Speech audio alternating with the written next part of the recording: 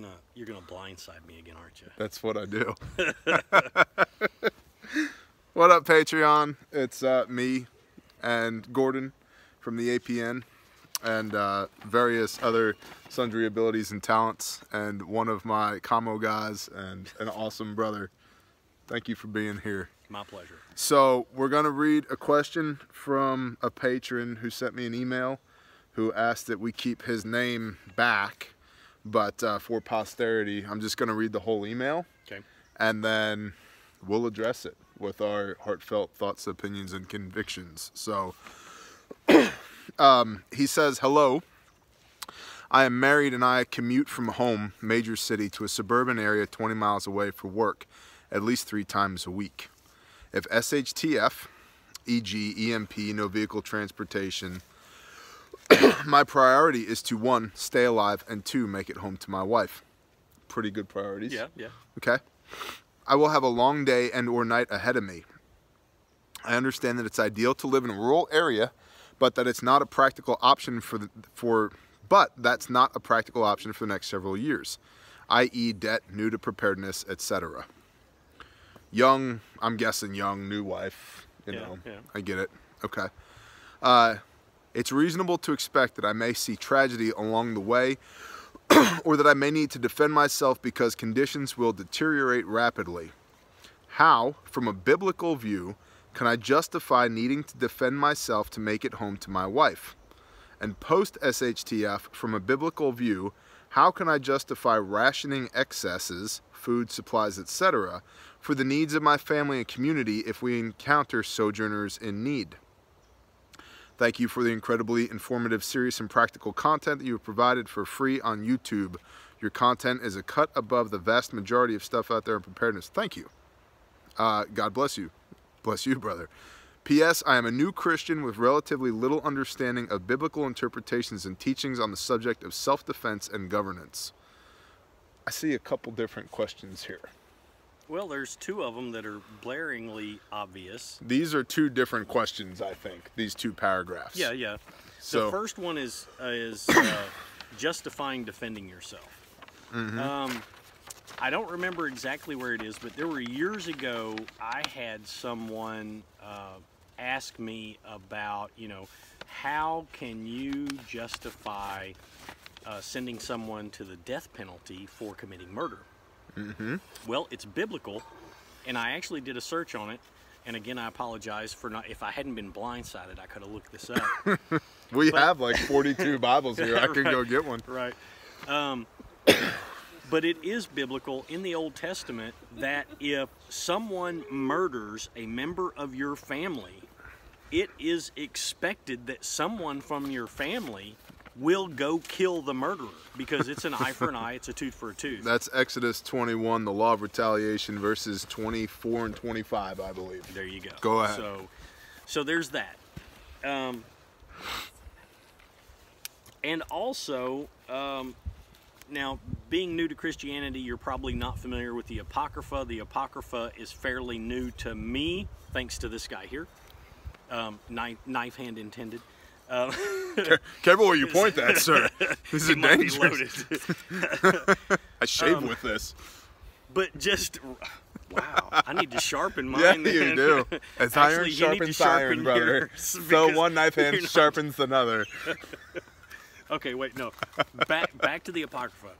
The book of Maccabees 1 talks about Judas Maccabeus. Okay, now this is a time, and you probably know, being a historian, the Roman emperor that was in charge, that was actually trying to completely annihilate all of the Israelites, completely annihilate them. And they knew that tactically they had an advantage if they attacked them on the Sabbath, because they weren't supposed to work or do anything like that on the Sabbath. Well, Judas Maccabeus finally rallied the troops, so to speak, and said, look, we're going to have to fight on the Sabbath because they attack us on the Sabbath and they're about to wipe us out. Right. So there's another biblical story. Now, again, you know, the Apocrypha, the book of Maccabees, has been removed from a lot of Bibles. So there's important things going on off camera. Very important, vitally important. I'm sorry, go ahead. So that's another biblical story about justifying killing people to save your own life. Go Bear. So that's two, and this guy probably has a couple more. So first and foremost, sell your cloak and buy one. If you don't have a sword, go get one. And that's straight out of the mouth of the Messiah. If you don't have a sword, sell your cloak and buy one. Of course, we don't carry swords these days. Close enough.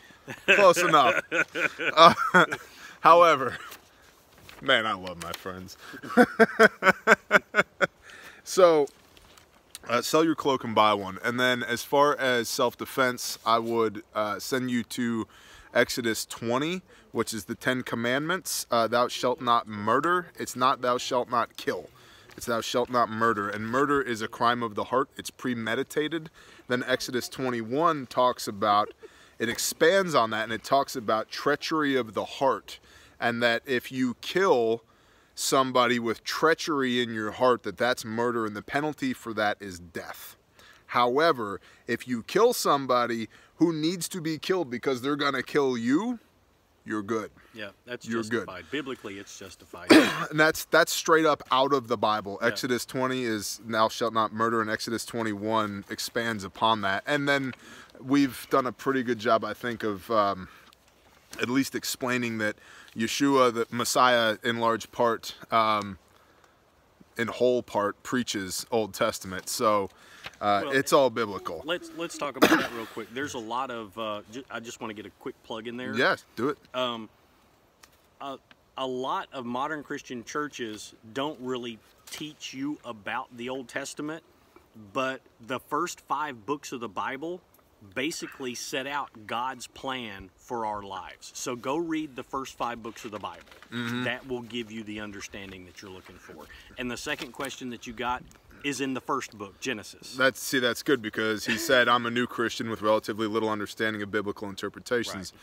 Which I would say on our YouTube channel, you can go to the Shabbat playlist, and we start at Genesis 1, and then we read 2 to 4 books each week. So if you want to start at Genesis 1, in the beginning, Elohim, in the beginning, God, right? So I would say that the way you've ranked your priorities here, stay alive and make it home to my wife, that's pretty good. Yep. Because you can't that's make a good one. You don't want to make it home to your wife not alive. That's not going to help her take much. Take care of family, right? And make sure everybody can eat. So, as far as expecting to see tragedy along the way, needing to defend yourself, yeah, there's the answer to that. So let's talk about justify rationing excesses. What about the parable of the 10 bridesmaids, or the 10 handmaids, 5 of which were prepared and had oil for their lamp, and 5 of which weren't? So, and they said, well, hey, give us some oil for our lamps so that we can be appealing to the husband, the groom, or whatever. I'm butchering this, so that we can be ready too. And they're like, no, you knew this was coming. You knew this was coming, and yet you chose to put your blinders on and not pay attention to this. So, there's children having issues off camera. So, the other thing too is, while that is absolutely biblical, the conviction of your heart as well. And so I think that there's a difference here between being justified and you being okay with it. So if your conviction is that you should be feeding a whole bunch of people whom you've never met before, and I know people who prepare that way, then you need to figure that out, brother. A few. You know a few people. I know a few people who prepare in that direction, right? If that's your deal, if that's your conviction, then you need to shut down all non-mission critical expenditures and direct all of those funds towards being in a position that you don't have to make that decision. So it's not you can have your cake and eat it too. It's not live your life in such a way that you are uncomfortable with that decision, but also not match your actions with your ambition and not put yourself in a position where you have to make that tough decision. So, biblically speaking, if people won't get on board, that's not on you. Don't cast your pearls before swine, okay? You can tell people, hey man, you should be ready. If they don't get ready, it sucks, but that's on them. Now, as far as a sojourner in the land, it's funny that he uses that phraseology. What does he say right here? If we encounter sojourners in need. Well, see, this goes back to Genesis. I think it was Joseph, wasn't it, that ended up being one of the princes of Egypt, Mitzrayim? Mitzrayim, yes, it was Okay. Joseph. So Joseph had a vision from God, and I'm probably going to butcher this some, but Joseph Genesis 50? Joseph, Go ahead. He had a vision from God that told him that there was going to be famine for 7 years, and told him that he needed to prepare for that. So Joseph had all of Egypt, all of the king's people working on storing food. They had huge grain bins, and they did take care of some of the sojourners. They did not freely give food to the sojourners. The sojourners had to, as a matter of fact, even the people of Egypt had to pay for food or trade or barter livestock or goods or something. None of it was free to anybody. You had to pay for it in some fashion, if that was labor, working, or whatever it was. So that's a biblical story in Genesis, again, you know, the first 5 books, about how it's expected to store stuff up and to be able to take care of other people, but you don't just give away what you've got. You got to expect other people to work for it. In fact, you might know the verse number, but it says, if you don't work, you don't eat. I mean, we're supposed to take care of people that cannot take care of themselves. 1 Timothy 5:8. He who does not work has denied the faith and is worse than an infidel.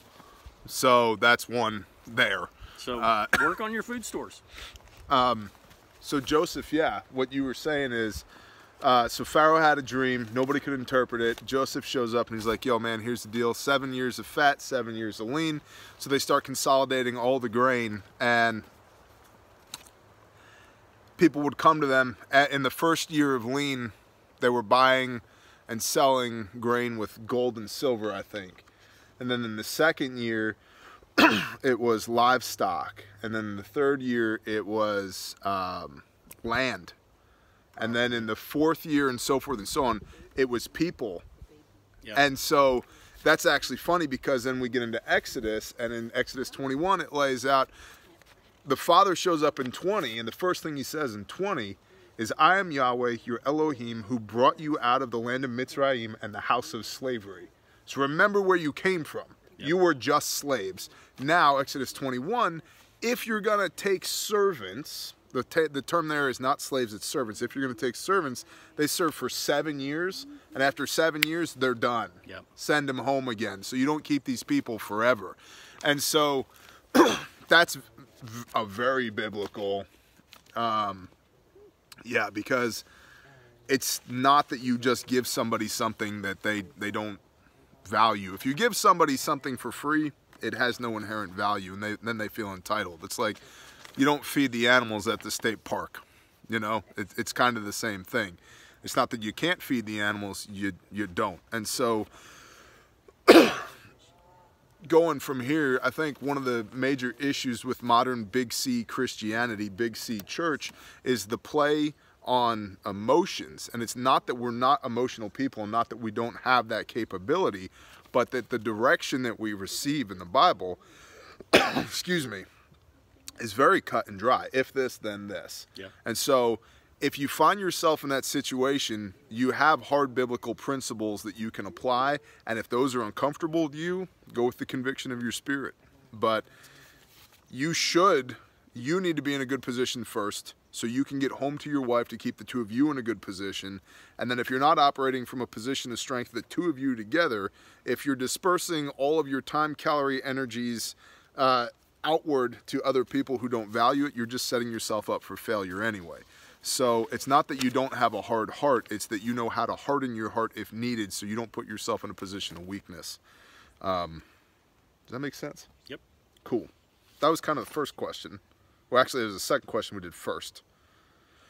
And then the first question was, I understand that it's ideal to live in a rural area, but it's not a practical option for me for the next several years.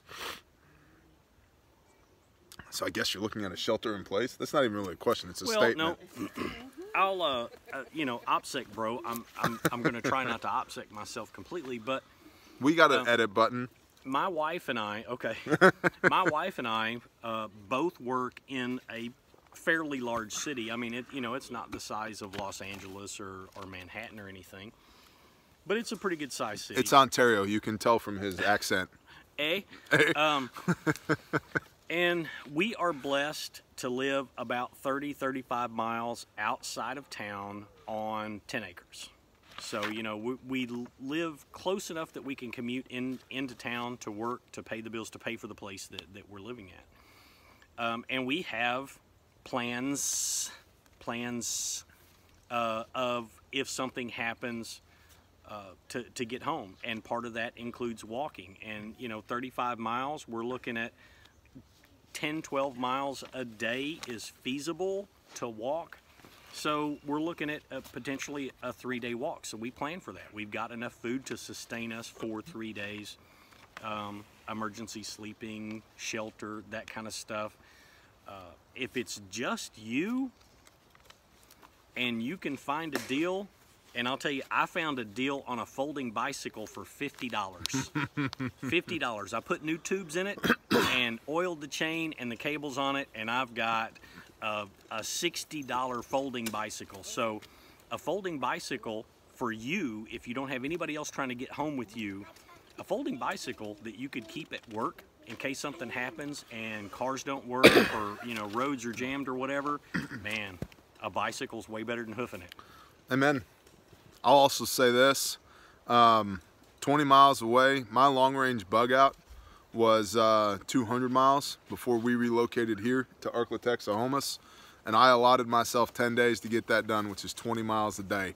Now, that sounds like a long distance because it is, but here, daily, part of my exercise regimen is 6 days a week. I put anywhere between a 58 and a 77 pound ruck on, and then I go do 3 miles. And actually, as of February 1st, I'm now doing 4 miles. Awesome. Yeah. You upgraded. Every morning, yeah. So February 1st, I went to 4 miles, and then 100 push-ups, 125 crunches, and 100 leg lifts.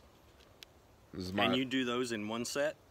No, okay, I do 20, 25, 20, rest for a minute, for literally a minute, then 20, 25, 20, rest. And so I do 5 sets of 20, 25, so that's 20. a nice circuit workout too. My abs hate me when I get done with that, and I hate my abs. Like we don't talk to each other for hours after that.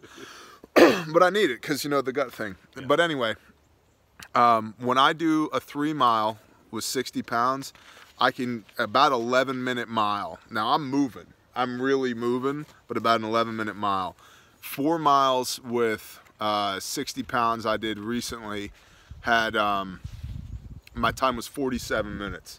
And I was wrecked by that last mile, moving that quickly, so it's just about a 12-minute mile.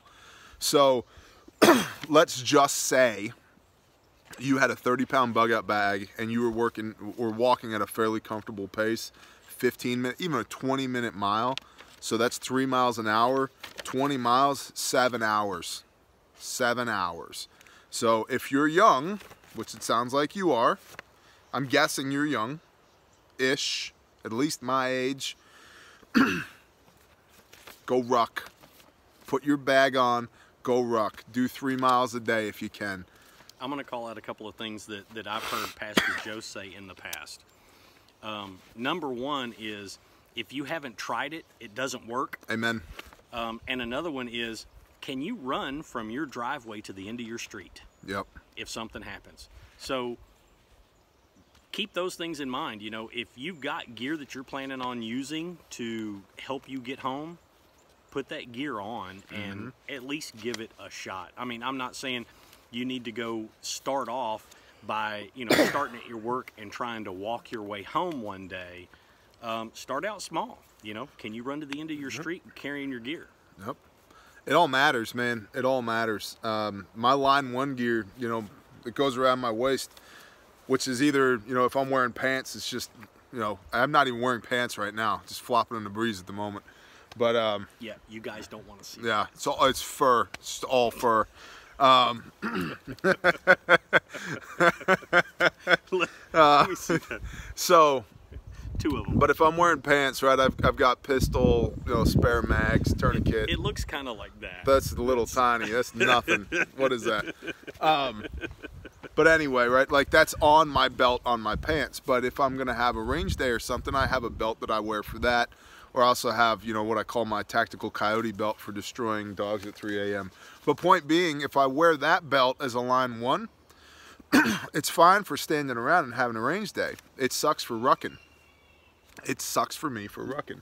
You don't figure that out until you go do it. And then you find the interferences and it's like, this is great to have this here. Oh, I can't draw my pistol. Oh, I like this here. Oh, that doesn't work. This is too loose. It's too tight. I can't breathe when I'm winded because my gear's too tight. Or you know, yeah. So, 20 miles, not bad. Not bad. Really not bad. That's totally reasonable. Now, as far as being in a suburban area, yeah, you should figure out where you're going to go. Because to me, that's a layover. Stop, find your wife, figure out what your next move is. There's a good probability that at least 90% of your neighbors are not preparing. I'm going to say there's about a 99% chance that 90+% of your neighbors are clueless. Yeah. They're like, oh my gosh, did you see what Kanye did today on Twitter? I'm like, no, I did not. Or the Kardashians. Or whatever. Yeah. No. What's her face? Ocasio-Cortez? Oh, jeez. Anyway, so he whose name we shall not utter so we don't OPSEC you, I think that that's some biblical principles to apply to the real world. It doesn't mean that you don't have compassion. It just means that if you find yourself in a tough situation, you have guidelines as to how to conduct yourself. And let me, this is not exactly in line, but, okay, years ago. We're going to go there anyway. Prior Army. Water safety training, and this was a hard lesson for me to learn. We were doing water safety training. Okay, so your buddy, these days they call it a battle buddy, but it was just a buddy back when I was in. So your buddy's in the water and he's drowning and you're going to jump in and save him. And the waves are crashing and you're about to get slammed into the rocks. Do you put your buddy between you and the rocks, or do you take the blow, put yourself between the rocks and your buddy to save your buddy? What's your answer? Well, I'm like, I need to save my buddy. Wrong. Wrong. Because if you're hurt and he's hurt, you're both going to drown. He's already hurt. Without you, he's going to die. So if he ends up with a couple of broken ribs, but you can still pull him out of the water and he can still live, that's a good thing. So getting home to your family, you got to do what you got to do to get home to your family because they are depending on you. Positions of strength. Yep. Cool. I think that was good. What do you think? I guess. Yeah. I mean, if I'm in it, it's worth $1, right? It's worth $1. Well, it's worth $1 a month, 10 or 20, and there's like 12 of these a month. Isn't it? The $20 tier is the tier that gets a 15-minute consult per month. Yeah. So check out the $20 tier. Yeah. He knows a thing or two. Psh, I know how to talk at a sideways iPhone. It's the only thing I know. So I've been hiding it all these years. Everything else is just smoke and mirrors. Cool. Thanks, brother. Shalom. Shalom. Knife hand.